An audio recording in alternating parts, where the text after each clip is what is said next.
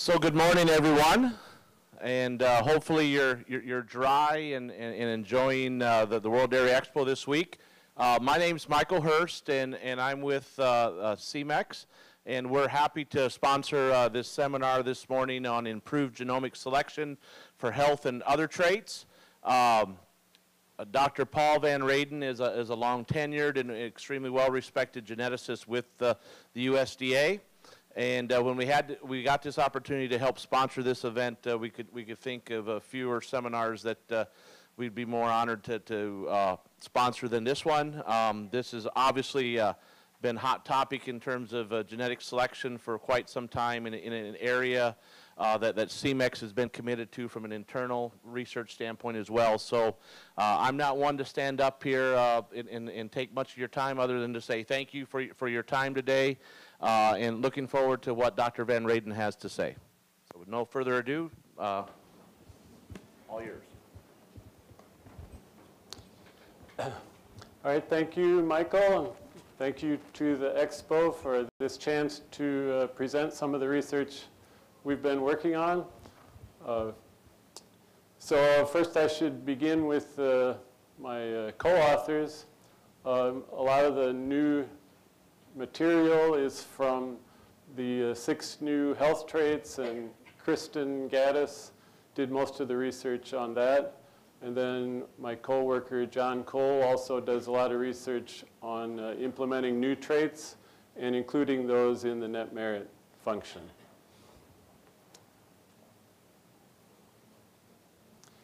Okay, so the main topics today are our ability to select for new traits, specifically to begin with the 6 new health traits that we've introduced.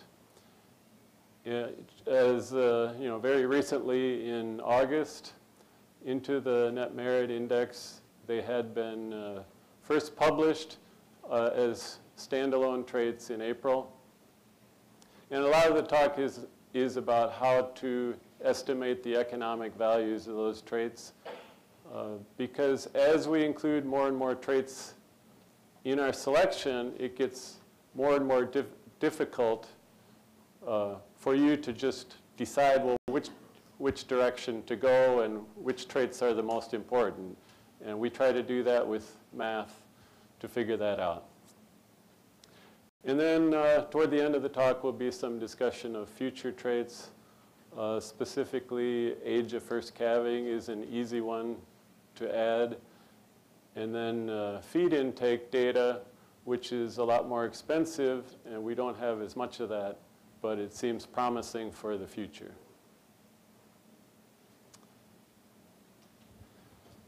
Okay, so before moving into the recent and future direction, we'll check a little bit about what we've done in the past.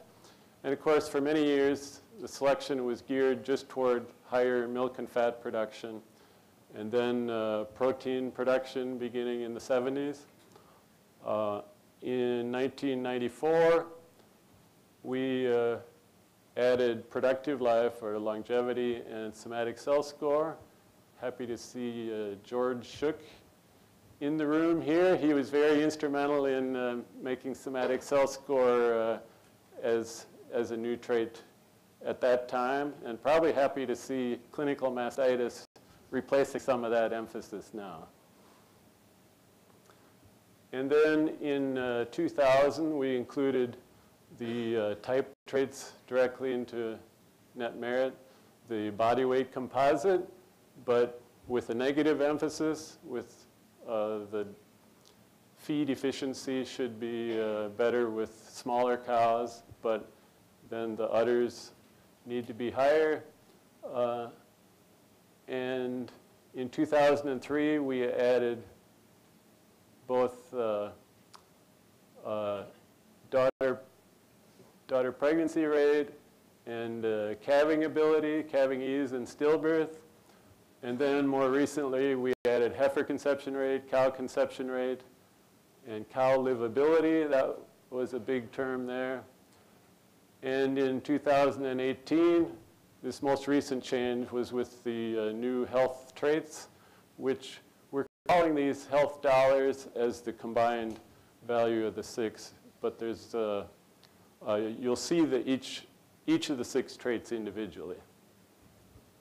So to get to the data included in this new evaluation, these are the number of records included at the Council on Dairy Cattle Breeding database. And you can see that there are up to 2 million records from more than 1 million cows for some of these traits.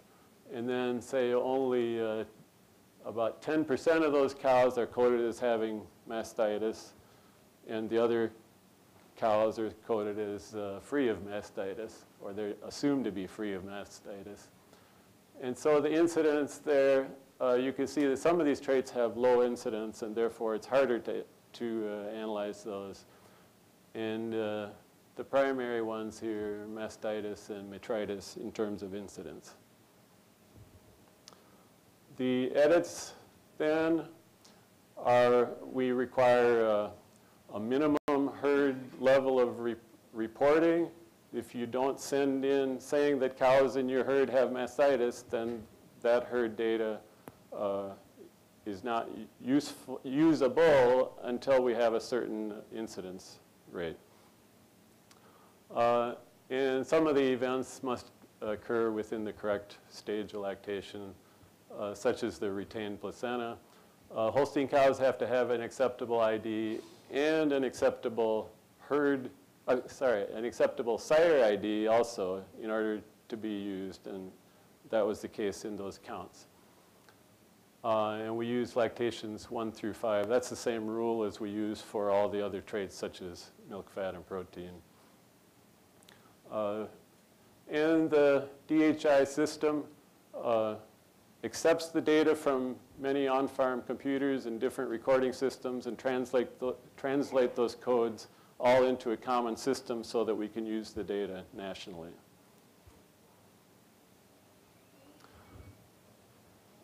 And there's been more concern over the years with the security and access to the health trait data from farms.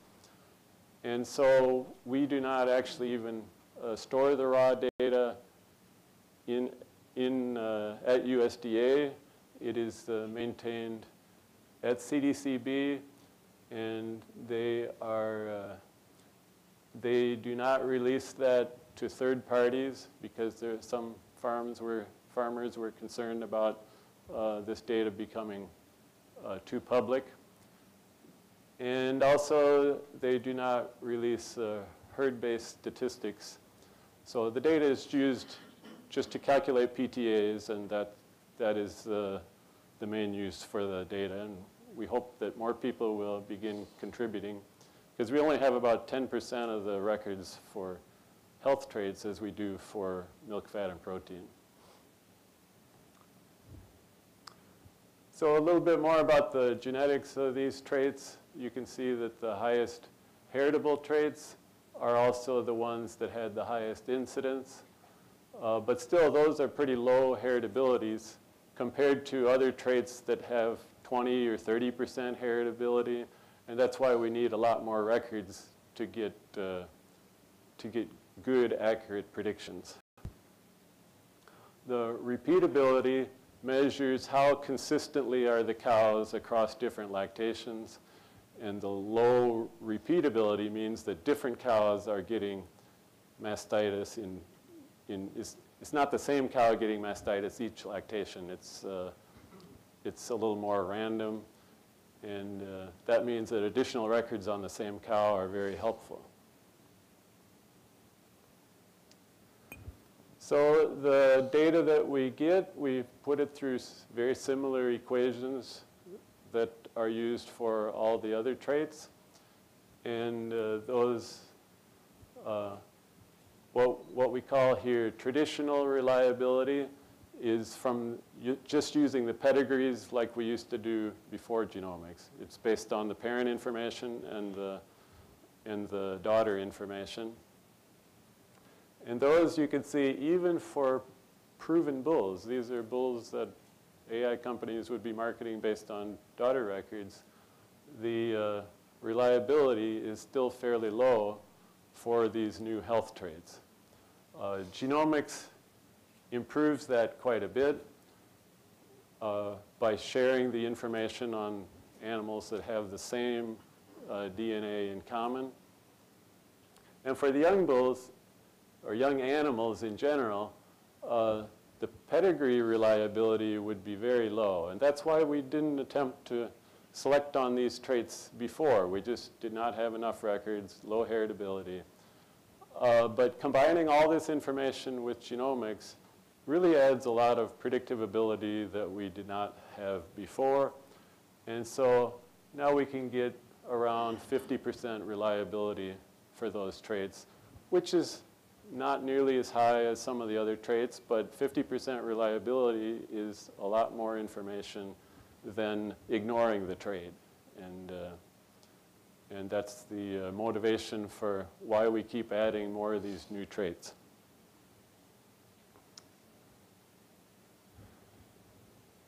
So for now, the PTAs are available for Holsteins because, as you saw, we had up to 2 million records for Holsteins. The Jersey farms have been recently sending in a lot more data. So it could be that in the near future we would have Jersey PTAs for these traits too. And the health, what we're calling this health dollars, is included in net merit but not published separately. This is just the 6 traits with their economic values combined together. And the health PTAs that you do see are defined as disease resistance. So PTAs could be defined one way or the other with positive numbers, good or bad, but it seems easier to remember that positive numbers for these PTAs mean the bull is better or the cow is better. So I'll give an example on that in the next slide. So we should really refer to these as mastitis resistance or ketosis resistance, et cetera, instead of really, it's not measuring the disease, it's measuring the ability to resist the disease or the condition. And in keeping with some of our other traits, we like to have real units. So we have percentage points, how much percent of mastitis better or worse than the population average is this particular bull. And so we'll have an example here. So if you see a PTA of +3, for example, for clinical mastitis resistance on one bull and a -4, these would be a pretty wide range regarding, these bulls would be close to the top or the bottom of the scale. And the resistance to clinical mastitis has a mean of about 90%. So 10% get it, 90% don't. Yeah, this is during a particular lactation. It's not over their lifetime, that's per lactation. And so for bull A then with a +3, so you would get the 93% resistance to clinical mastitis. And for bull B, you would expect 86% resistance.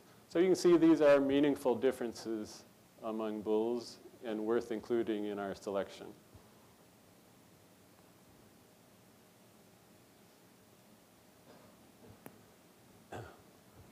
One of the things we were very interested in is how the new information compares to the previous traits that we were selecting for. And this gives you the pattern of what you might expect to see with the new traits. You can see the productive, first, protein had very low correlations with everything. That was, I think, the same for milk and fat, that milk traits are not very much correlated one way or the other to these health conditions, at least genetically. These are correlations. Actually, they're not exactly genetic correlations. They're PTA correlations for high reliability bulls. But productive life, then, you can see has good correlations. The ones that are above 0.3 are highlighted in red, so you can pick those out. These conditions, mastitis, metritis, ketosis, displaced diabomasum, all have good correlations with productive life. So what we've been doing since 1994 has been helping to make those health traits improve. Livability, this new trait, is where in the DHI system, farmers have coded, you have a choice of reasons why this cow left the herd. And one of the choices is cow didn't leave the herd. She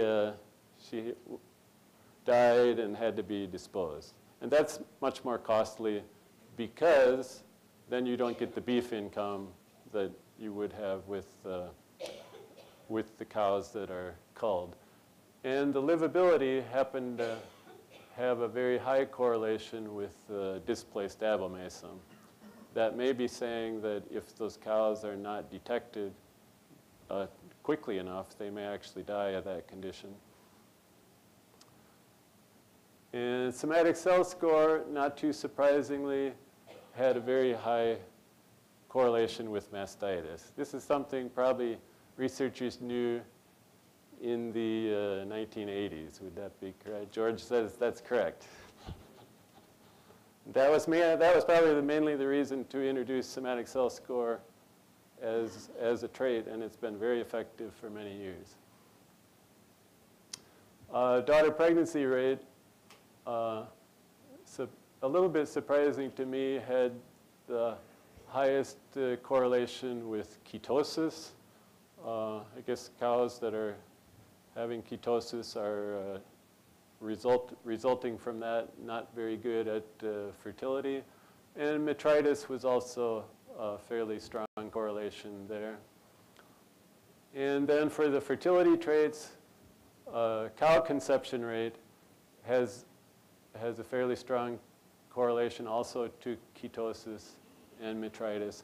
The heifer conception rate traits are genetically different. The heifers are not really exposed to the same conditions as a milking cow, and those do not correlate because these are cow health traits, and the heifer conception rate was not very correlated. Okay, so now we get into the economics, and that's maybe the harder area, which is what are these traits really worth?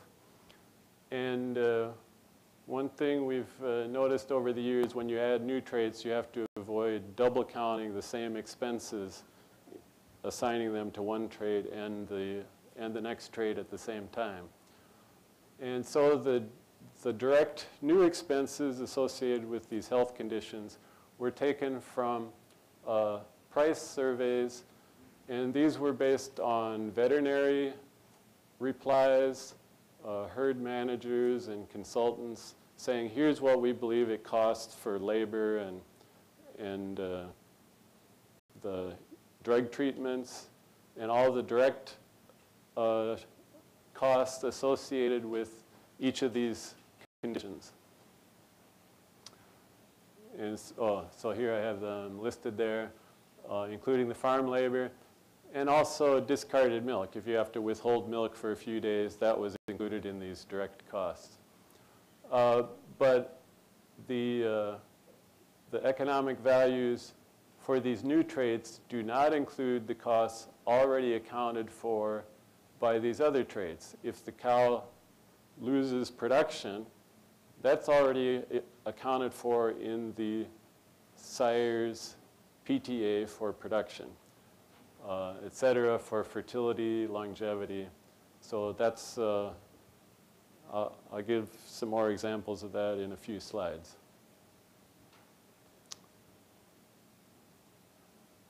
And first, we were worried about, does the PTA for milk really account fully for the sick days? Because we've had in the DHI system, in order to estimate the lactation milk yield of a cow, if you have a very odd day like this, in some cases it's a key punch error or miscoded. The cow really, or is maybe a different cow in the herd. So this is an outlier, and we've had adjustments for those. But it can actually be a sick day of the cow. And then if we adjust and don't use this information at full value, and instead use something closer to the predicted other days, then the cow is actually sick and costing you money, but we're not fully using that information because we're not sure if it's true. So we attempted to decide, are these sick days really costing, how much are they really costing, and how much do they affect the yield trait PTAs? And the abnormal test days, if they're at least less than 60% of the other days, then they're adjusted up. And the ones that are too high are also adjusted down. And we computed with and without those adjustments. And for most of the traits, it only added up to $4 of adjustment to the PTAs. This would be $4 per lactation to account for these sick days. So this was really smaller than we expected and shows that the bull PTAs really do almost fully account for the cows, the daughters getting sick. The only one where it was larger than that was displaced abomasum, where it was a $19 adjustment, because maybe those cows with DAs really are having maybe a whole month of sick days before they fully recover. So these are the estimates that we got from these two studies. The one was at University of Minnesota that did a survey, and the other one was at University of Tennessee. And the averages that they came up with were the displaced abomasum had the highest treatment cost, and Metritis was second, Mastitis was $70, and some of these other ones were maybe quicker and easier to treat, so the cost was not so much. And then we added this yield adjustment on there for the sick, this is the sick day adjustment. And so the total direct cost was used directly as the value of these new traits in the net merit formula. And the relative value then, first we give it as a percentage of the health traits. So of these 6 health traits, the Mastitis PTA was accounting for 33% of the value. The Metritis for 27%. Displaced abomasum was next at 23%, and retained placenta at 10%. The milk fever and ketosis were really pretty small effects in terms of the total genetic cost. But as a percentage of net merit then, all of these had less than 1% each of the value of net merit. So compared to the other traits that we've already been selecting for, these direct costs do not seem to be so large on most farms. And then after we sum up the 6 traits, this is an indication of how much those traits, the sum of the 6 traits, correlate with the other traits in the index. And you can see a large correlation with productive life and also a large correlation with somatic cell score. And this is negative because we have somatic cell score as lower numbers are better, whereas on the health conditions, we have them coded where higher numbers are better. And then daughter pregnancy rate also has a high correlation with the health index. And I should have said the second largest one was livability with 55%. So that data that we've been getting on did the cows die or not die is actually fairly valuable information, because we get that on most herds, whereas we get the health reports, the individual trait reports, on only about 10% of the herds.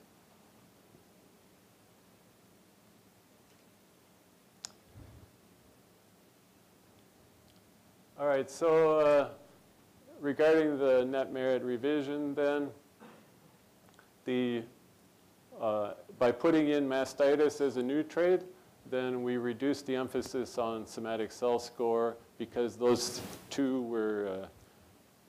were accounting for some of the same benefits. But somatic cell score still has a fairly big emphasis, because the milk processing plants, most milk processing plants, are paying you directly for a somatic cell score premium. They don't yet pay you for a low mastitis premium. So that's the way the math works, and that's why somatic cell score still gets some of the benefit, and clinical mastitis gets only the direct costs. But we found, based on these surveys, that we had been, our costs for clinical mastitis, we had been assuming that there was a $20 correlated response in clinical mastitis associated with somatic cell score, but these new prices were a lot lower than that. And so the emphasis, and I should say, yeah, okay. So the emphasis on somatic cell score in last year's net merit was 6.5% of the total index, and that dropped down to 3.5% with mastitis resistance now being part of this health trait index. And of course, most of you are familiar with the 4 different indexes that we have. The difference between net merit and cheese merit is just that in cheese processing plants, the water is actually is a net loss, because it has to be removed from the milk, whereas in fluid processing plants, the water can be sold as part of the milk for a benefit. Then we have the grazing merit, introduced more recently, where there's a lot more emphasis on the fertility traits, because some of the grazing herds want to maintain a yearly calving interval, and that requires better fertility.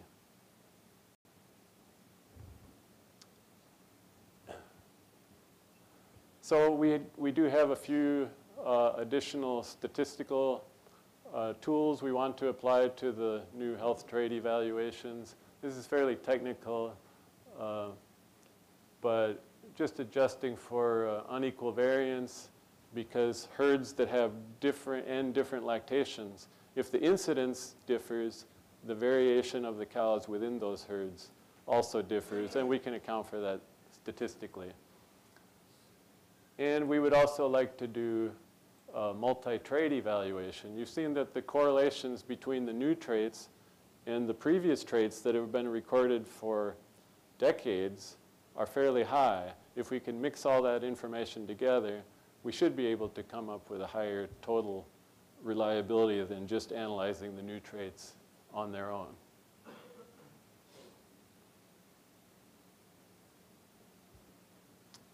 And we sent the clinical mastitis data to Interbul because there are 5 other countries that have been participating in the clinical mastitis MACE evaluation at Interbul.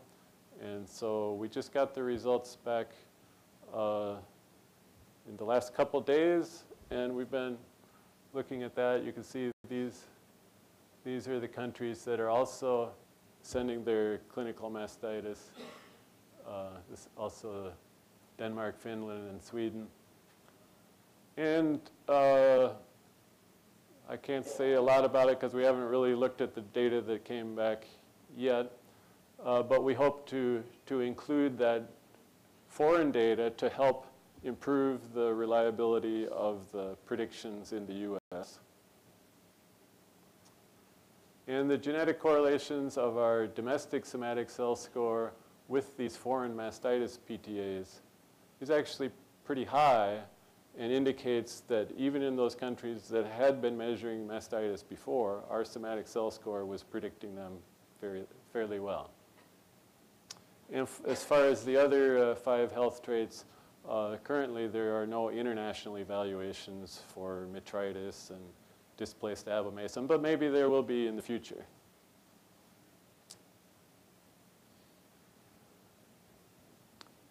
Okay, so now we get to how to combine all the traits together. And this is a slide of what the other countries do. It can be done a lot of ways. We try to do ours mathematically based on prices as much as possible in the net merit formula.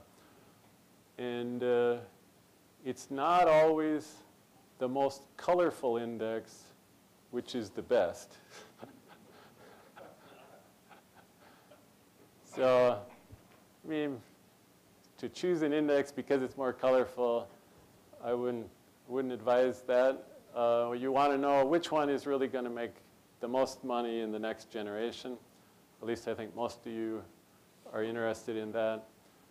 And so this is, it's hard to tell from all this information which one is really better. And it's possible to give traits too little emphasis, too much emphasis, or just right. But it's hard to know exactly what just right is. So scientifically, we can imagine, suppose somebody tells us exactly what the correct emphasis should be, 90% of emphasis on trait 1 and 10% on trait 2, and that's the true situation.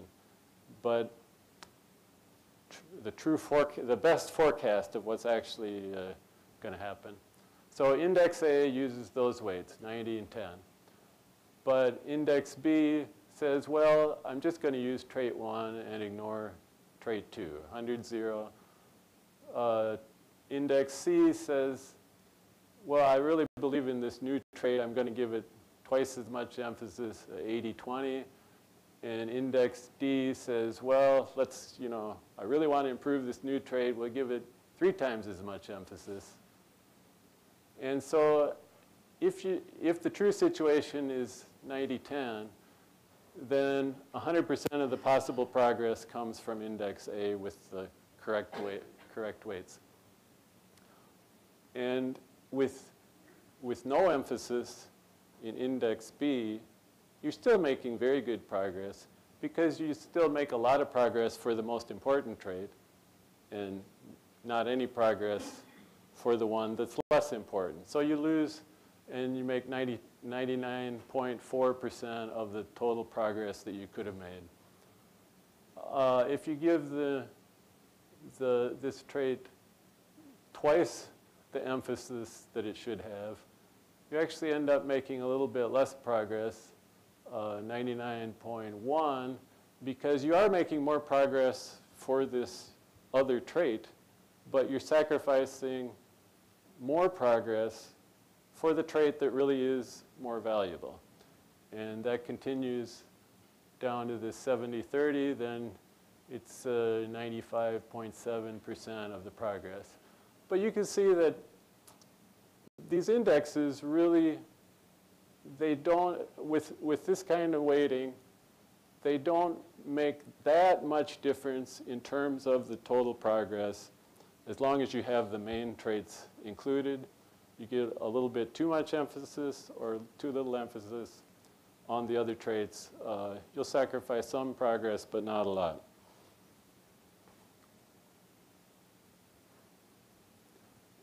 And so these are two indexes that are available right now, but almost all AI companies have their own traits, and you can obtain indexes including lots of new traits.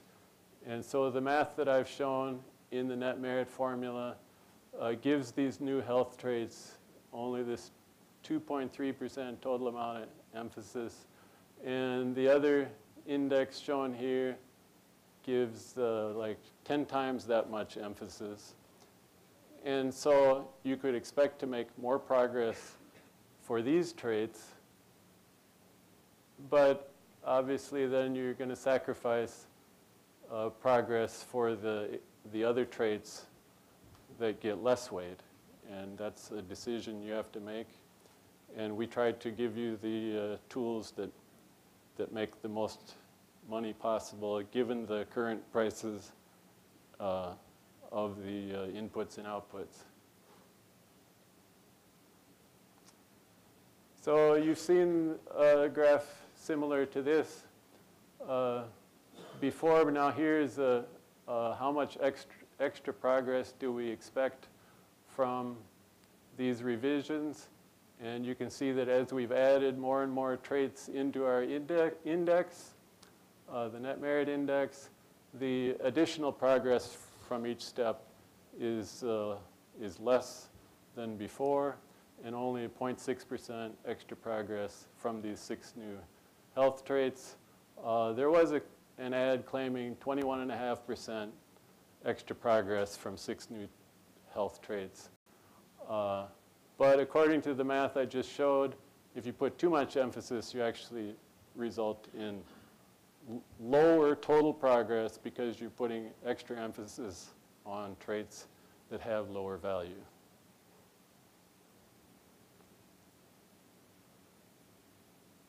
And another issue is on missing traits. So if you have a trait that is available from one company or one country and not available on all the other animals, a lot of times the advertisements will say, use our bulls or use our index because the other indexes are missing these traits. But it's very easy to fill the missing values and compute the index. We use the breed average, or better than that, parent average, or correlations with the other traits, or genomic prediction to fill all the traits so that we can compute the index. And that's what we've been doing at USDA and CDCB all the way back since 1995, so that all the animals can be ranked together, foreign and domestic, with all the traits filled in. Okay, just let's see, a few more things in the talk are about the future traits that may be coming in the near future. And so this is not really a timetable so much as what might happen. And you can see that we went for 50 years before adding new traits in the old days. And then the pattern was, maybe like 6 years to add a new trait. And now we're adding new traits, every year because genomics has made this possible. And so the first possibility is very simple. Which is the age of first calving. Then I'll talk about the residual feed intake, which is the portion of the feed intake of a cow which cannot be predicted from the other traits such as milk production and body weight. And then heat tolerance, the possibility to select directly for that. So a lot of these new traits are being added because they are low heritability traits. And as students, many of you may have been taught that it's hard to select for those traits, and it was hard. But now with genomic selection, we can get accurate rankings early in life and do the selection. This should say greater than 30% reliability gain of these new traits with genomics as compared to what we could have been getting with pedigree. And then, of course, the data collection costs can be shared among millions of animals. It used to be you had to progeny test each bull and get a lot of data on the daughters of each bull. Now, if you get it through genomics, it can be translated and predicted for the whole population. Okay, so age of first calving. The heifers in the herd are eating feed. They're not giving anything back. So it'd be better for them to start producing milk earlier. The value of that is about $2.50 per day. And if we put this trait in net merit, the calculations show it could get about 3% of the total emphasis. But it would remove some emphasis from heifer conception rate because we're assuming that heifers that breed quicker are also calving sooner. That's already part of the index now. We have a very large database. Obviously, the cows in DHI, you know their birth date, you know their calving date. It's pretty easy to get the age of first calf. And heritability is only 2.7%. And so therefore, the PTA standard deviation, it's not a very big range. 3 days earlier, or that's the standard deviation. So you can get bulls that are more than, their daughters are more than 10 days earlier than average, or more than 10 days later than average. And the genomic reliability, 66%, that's good. That's certainly worth selecting for. And then the more expensive trait here is the feed intake data. University of Wisconsin has been a leader in that area. This is the data that came from a $5 million grant over the last, started like 7 years ago. And it took a lot of money to collect about 5,000 records for 4,000 cows. And now we're trying to turn that data into an ongoing evaluation of feed efficiency. But it takes new data coming in to go live with that new trait. So that's the focus at the moment, is to try to get the new data ongoing in the future. And of course, milk production, the value of PTA milk, fat, and protein have already deducted for many years, deducted the correlated feed cost, which is very large. And so that's why we call it net merit. It's the net value after subtracting the costs. And body weight, you get income from body weight, but the cost of growing it and maintaining it for 3 years exceeds the value that you get from the cull cow, which is why we have negative value on body weight in net merit. And this residual feed intake will become a very important trait, 16% of the emphasis in the index, and it drops the value of some of the other traits down. But the reliability will be fairly low. I'll show on the next slide. And so this has a potential big value, but until we get more data, maybe not immediate big response. So these cows that have feed intake data, they have a traditional reliability of 30%, and genomics takes that up only to 34% because we don't have a very big genome, we call it reference population. There's just not a lot of data to help estimate that. And the top 10 sires of these research cows in terms of number of daughters have high reliability, but those are not the bulls you're using now. Those are last generation bulls. And what you're interested in is, say, these new young bulls. They have a pedigree reliability of only 3% for the feed intake data. And genomic reliability we estimate now to be only about 12%. So it's not a very accurate prediction compared to what you're used to for the other traits. And even the progeny tested bulls do not have a high reliability. So we just need to get more data to get the reliability up.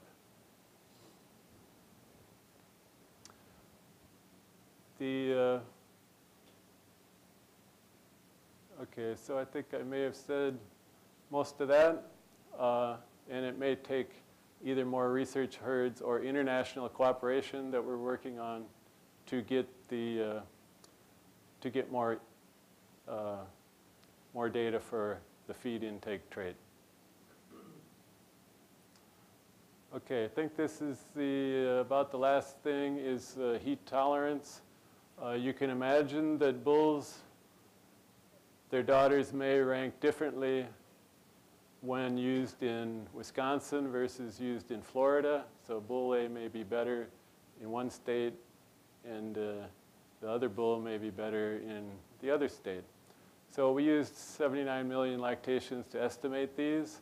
The differences were pretty small, and almost no differences for most traits, but differences for production traits that could be estimated. And we found that those differences in heat tolerance across the US could predict the foreign data slightly better. For example, predicting Canadian PTAs, they were more like Wisconsin data than Florida data. So that made a lot of sense.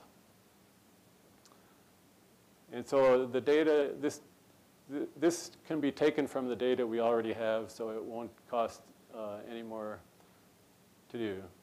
So the moral of the story is we're all in this to try to make more genetic progress.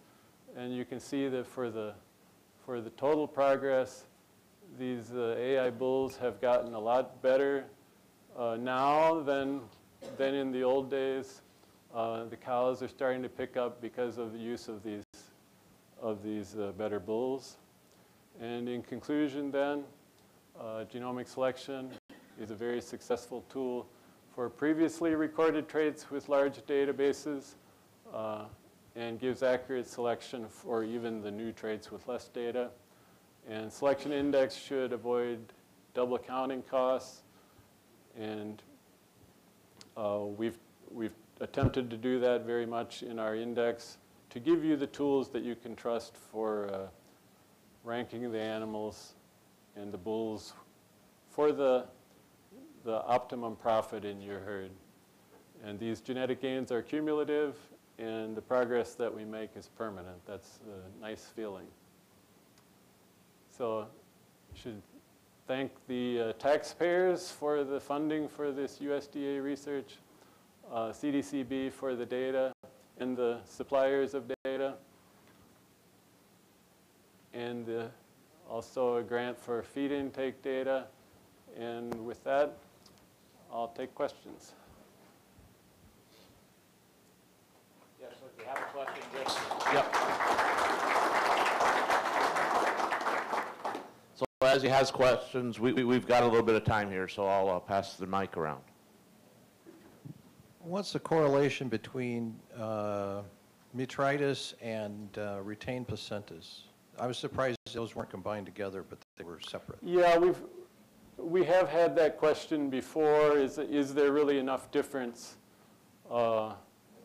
And I think Kristen said there seemed to be enough data of both, and she was not sure that they were the same trait. That it could be that would be a better strategy to combine them. I don't remember exactly the correlation between the two. Good point.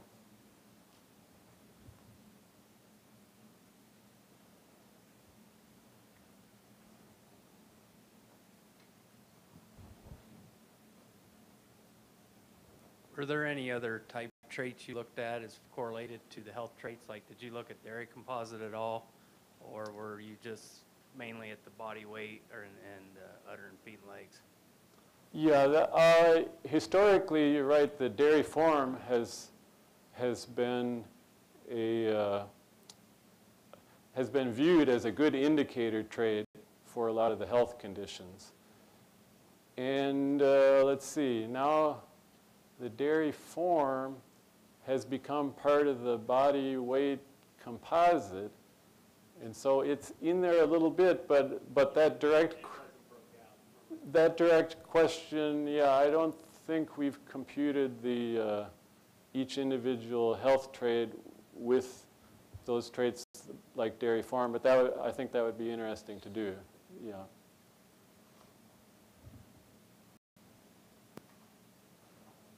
Any other questions?